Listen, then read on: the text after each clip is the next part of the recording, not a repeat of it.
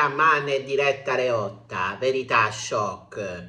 Quando i nomi di Jayaman e di Diletta Leotta vengono pronunciati insieme, il web si infiamma. Due volti amatissimi, due carriere in continua ascesa, due personalità forti che per un periodo hanno condiviso molto più di semplici apparizioni pubbliche, ma dietro i sorrisi, le foto patinate e le interviste studiate si nasconde una storia fatta di sogni, pressioni, silenzi e scelte difficili. Jayaman non è sempre stato la star internazionale che conosciamo oggi. Nato in Turchia, ha avuto un'infanzia segnata da una forte disciplina e da un'educazione rigorosa. Prima di entrare nel mondo dello spettacolo si è laureato in giurisprudenza, dimostrando una mente brillante e un carattere determinato. Il diritto però non riuscirà a soddisfare la sua vera passione, la recitazione. Così ha deciso di cambiare completamente strada, affrontando un settore competitivo, fatto di rifiuti, provini e sacrifici. Il successo è arrivato grazie alle serie televisive turche, ma la fama internazionale ha portato con sé anche un peso enorme. Can si è ritrovato improvvisamente sotto i riflettori, seguito da milioni di fan, con una pressione costante sull'immagine pubblica. In più interviste ha raccontato quando sia difficile restare se stessi, quando tutto viene osservato e giudicato. Dietro il fisico scolpito e lo sguardo sicuro c'è un uomo che ha dovuto imparare a proteggere la propria privacy. Diletta Leotta invece ha costruito la sua carriera con costanza e determinazione. Sin da giovane ha mostrato una grande passione per il giornalismo e per la comunicazione. Laureata in giurisprudenza, ha poi scelto la strada della televisione sportiva, diventando uno dei volti più riconoscibili del panorama italiano. Non è stato un percorso facile. Il mondo dei media è spietato e Diletta ha spesso dovuto dimostrare il proprio valore oltre l'aspetto fisico. In alcune vecchie interviste Diletta ha parlato della pressione di essere sempre perfetta, sorridente, impeccabile. Non è semplice vivere sotto il giudizio continuo, diceva. Dietro l'energia solare c'è una donna che ha dovuto imparare a difendersi dalle critiche, dai commenti e dalle aspettative del pubblico. Quando Gianni e Diletta hanno iniziato a frequentarsi, l'attenzione mediatica è esplosa.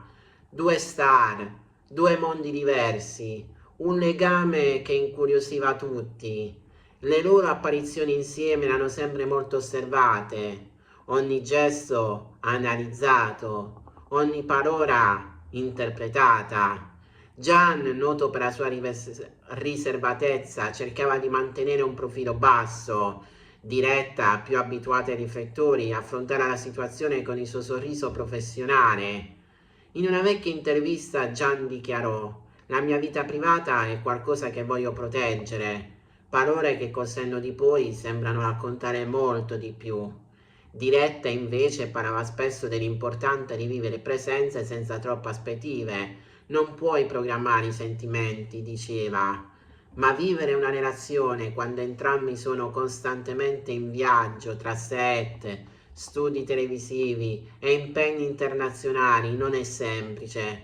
Secondo alcune indiscrezioni, i ritmi di lavoro frenetici, le distanze e le pressioni hanno reso il rapporto sempre più complicato. Con il tempo le apparizioni pubbliche insieme sono diminuite, le foto sui social sono scomparse, le domande dei giornalisti ricevevano risposte sempre più vaghe, nessuna dichiarazione ufficiale, solo silenzi. E nel mondo dello spettacolo il silenzio dice più di 1000 parole.